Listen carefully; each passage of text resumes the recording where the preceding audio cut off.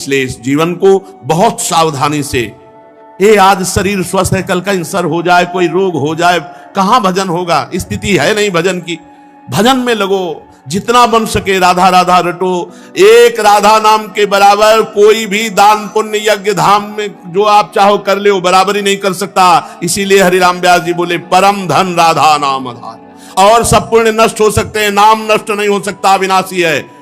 सब कुछ छूट गया, लेकिन भरत जी महाराज का भजन नहीं छूटा। हिरण बनने पर भी भजन होता रहा और अगला जन्म ब्रह्मबोध संपन्न महापुरुष के रूप में हुआ। और राजा रहुगण वही मृग जिसको कांधे पे बैठाला था, फिर पालकी कांधे पे उठाई और उसको परम उपदेश करके परम पद प्राप्त कराया।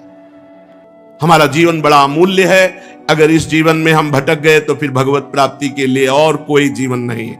83,99,999 योनियों में सामर्थ्य नहीं कि वो कोई नया कर्म अनुष्ठान कर सके, एकमात्र मानव देह में है। और एक बात ध्यान रखे, पापाचरण से किया हुआ धन पूरे परिवार को दुख और अशांति प्रदान करके नष्ट हो जाता है। चाहे घूस का धन हो, चाहे चोरी का धन हो, बेईमानी का धन हो, अधर्म का धन हो, कभी सुखी नहीं हो सकते कोई भी हो। जब वो धन आएगा तो तुम्हारे परिवार की पहले बुद्धि भ्रष्ट करेगा, स्वास्थ्य खराब करेगा, फिर नष्ट कर देगा।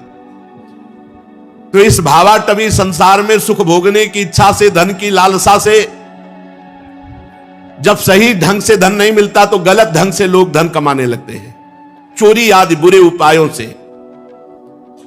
जहां तहां अपमानित भी होना पड़ता है, पर वो अपमान की परवाह न करके वैर भाव बढ़ा करके बस अपनी वासनाओं की पूर्ति में पूरा जीवन बर्बाद कर देता है।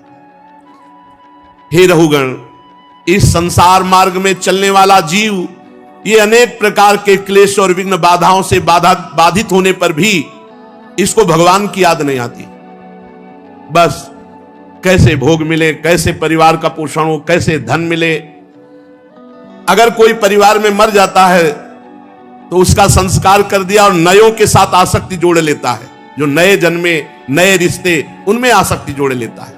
कभी कभी बिछुड़ने के भाव से बिछुड़ने वालों के लिए बड़ा दुख, शोक रोता है।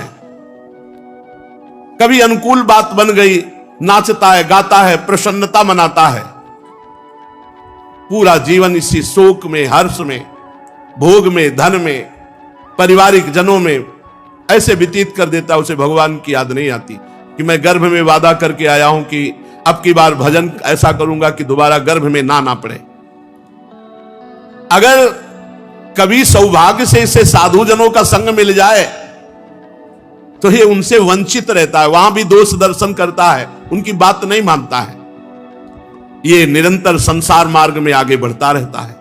हे राजन, जहां से इसकी यात्रा आरंभ हुई थी वो आज तक वहां नहीं पहुंच पाया, आगे ही बढ़ता चला जा रहा है। अभी तक ये नहीं लौटा।